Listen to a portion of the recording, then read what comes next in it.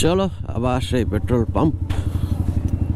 কিন্তু যখন ডেলিভারি নিতে যাই তখন প্ল্যান চেঞ্জ করে আমি এই বাইকটা নিয়ে আসি। আর সত্যি এটা আমার জানের জান পড়ানের পড়ান, মানে অন্যান্য হেলমেটের তুলনায় অনেকটাই ভারী। আর এটাতে এইরকম ঝুঁকে মানে ঘাটটা সোজা করতে না ঘাড়ে একটু পেন হয়, তো তার জন্যই একটু যখন স্পিডে চালানো হয় তখন একটু ব্যালেন্সিংয়ের প্রবলেম হয়।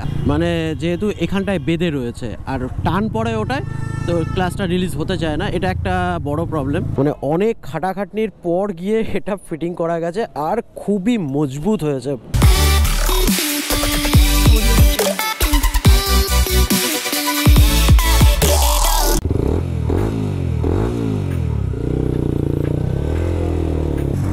Hello guys, what's up and welcome to DS moto adventure Bangla.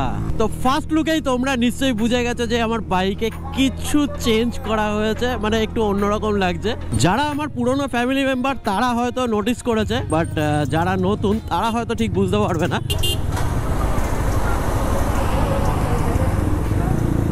ফটকে চলো আবার সেই পেট্রোল পাম্প। 300 না না প্লেন।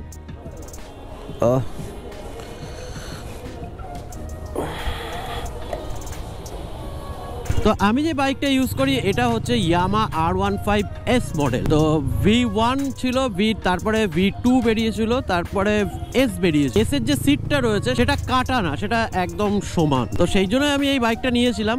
আর V2-র পুরো ফিচার্স এর মধ্যে রয়েছে, জাস্ট ইনিশিয়েট পিকআপটা একটু কম V2 থেকে। যাই হোক, এই বাইকটা মোটামুটি খুবই ভালো। কেন এই বাইকটাকে বন্ধ করে দিয়েছে আমি জানি না। এখন আবার নতুনভাবে R15S-টাকে লঞ্চ করেছে, সেটা V3-র মতো দেখতে। তো যাই হোক, আমার স্পোর্টস বাইক পছন্দ ছিল, সেই জন্য আমি স্পোর্টস বাইক নিয়েছি। দেখো, যবে থেকেই R15 বেরিয়েছিল তবে থেকেই ইচ্ছা ছিল যে একটা R15 নেবো, কিন্তু অ্যাকচুয়াল আমি কিনতে গেছিলাম হচ্ছে অন্য বাইক। মানে যেহেতু আমার ফ্যামিলি রয়েছে, আমার ছেলে আছে, আমার বউ আছে, তো তিনজনকে একসাথেই একটা বাইকে নিয়ে যেতে হয়। তো সেই জন্য মোটামুটি নর্মাল বাইকই দেখছিলাম। তার আগেও আমার দুটো তিনটে বাইক ছিল। তো লাস্ট এটা নেওয়ার সময় ঠিক শোরুমে যখন গেছিলাম, এই বাইকটাকে দেখে আমার ছেলে আগে গিয়ে বলছে, বাবা ওই বাইকটা দেখো কি সুন্দর, ওই বাইকটা নেবো। তো আর আমারও তো স্বপ্ন ছিল।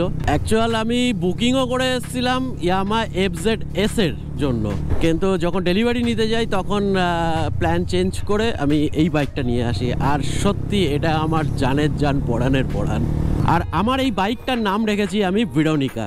তো মোটামুটি আমার ইউটিউবে পা রাখা এই বাইকটা দিয়েই, মানে আমার ভেরোনিকাকে দিয়ে।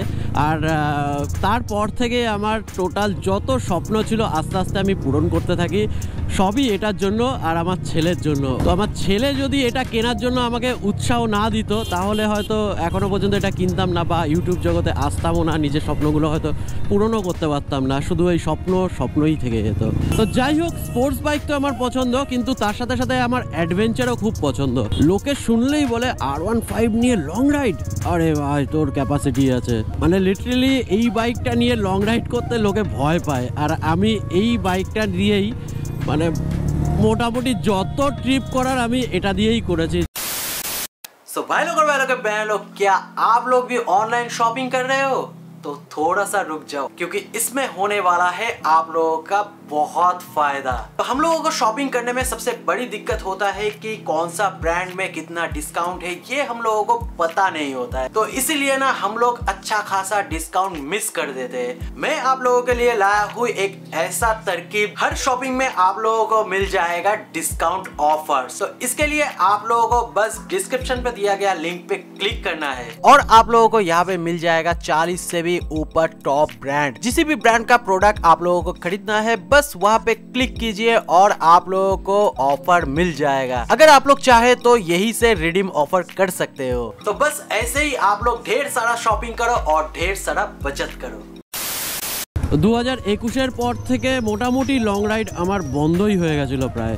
তো যাই হোক, কারণ যতবারই লং রাইড করেছি আমি এই বাইকটা নিয়েই করেছি, আর মোটামুটি এই বাইকে অভ্যাস হয়ে গেছে, আমার অতটা প্রবলেম কিছু হয় না। অনেকে বলে ঘাড় ব্যথা, পিঠ ব্যথা, এরকম আমার কিছুই হয়নি। কিন্তু হ্যাঁ, আমার কিছু শারীরিক সমস্যার জন্য একটুখানি সমস্যা ফেস করতে হয়। 1 বছর আগে আমার হঠাৎ করে ঘাড়ে একটা ক্লট হয়, মানে আমার একটু নার্ভের প্রবলেম আছে, সেই ক্লটিংয়ের জন্য একটু সমস্যা হতো আমার বাইক চালাতে। আর তার উপরে এই অ্যাক্সোরের হেলমেট বা এই অ্যাক্সোরের ভেনামাসটা খুবই ভারী, মানে অন্যান্য হেলমেটের তুলনায় অনেকটাই ভারী। আর এটাতে এইরকম ঝুঁকে মানে ঘাড়টা সোজা করতে না ঘাড়ে একটু পেন হয়।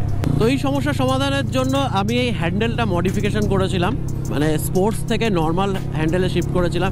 এর আগেও অনেকবার 2-3 বার আমি এটাকে সেট করেছিলাম, কিন্তু এই হ্যান্ডেলটা লাগানোর পর না সেই স্পোর্টি লুকটা আসে না, যেটার জন্য মানে R15-এর একটা মানে ঐতিহ্য থাকে, তো সেটা আর আসে না। কিন্তু ঠিক আছে, চালাতে অনেকটাই কমফোর্টেবল হয়, অনেকটা বলতে অনেকটাই। দেখো আরামসে সিধা হয়ে আমি বসে রয়েছি, খুব কমফোর্টেবল হয়।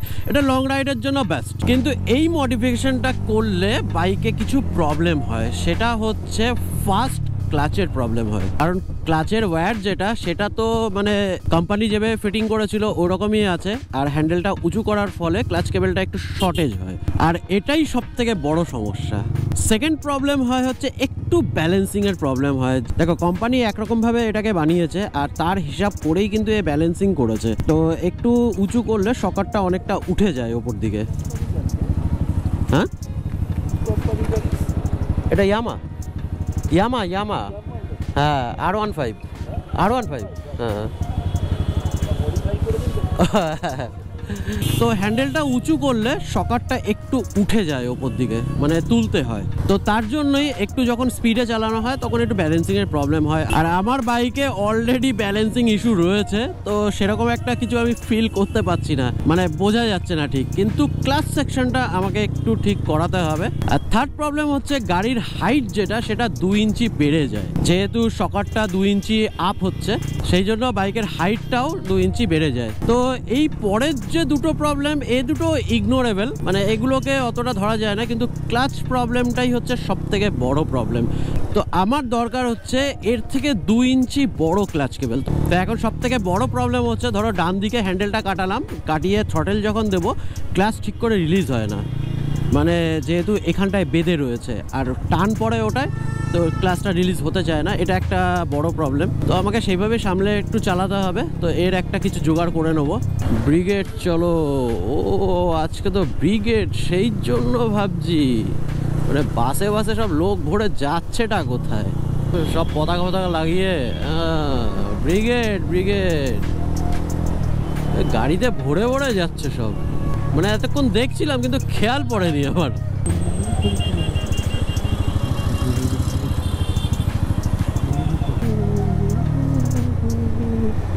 তো এখন আমি যাচ্ছি প্রিন্সটন ক্লাব।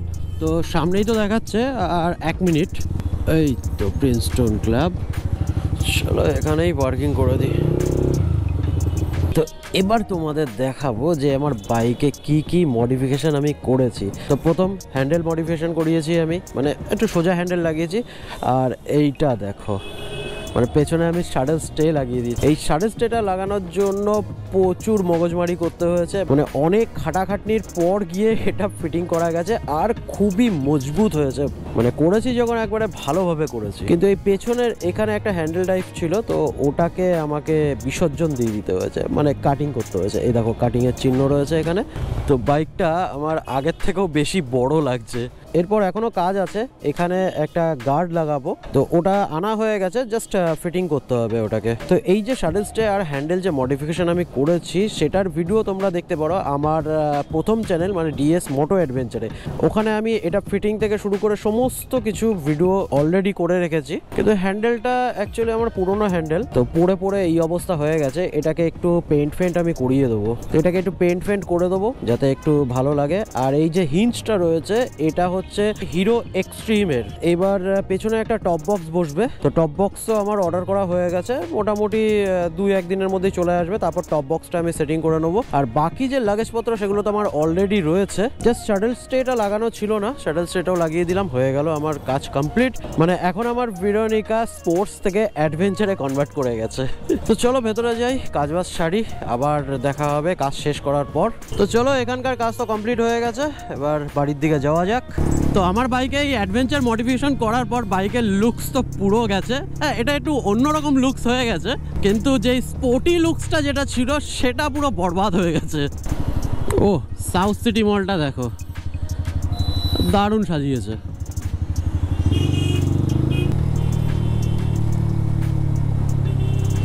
আর আমার বাইকে এই যে অ্যাডভেঞ্চার মডিফিকেশনটা আমি করলাম এটা তোমাদের কেমন লেগেছে এটা আমাকে কমেন্ট করে নিশ্চয়ই জানিও।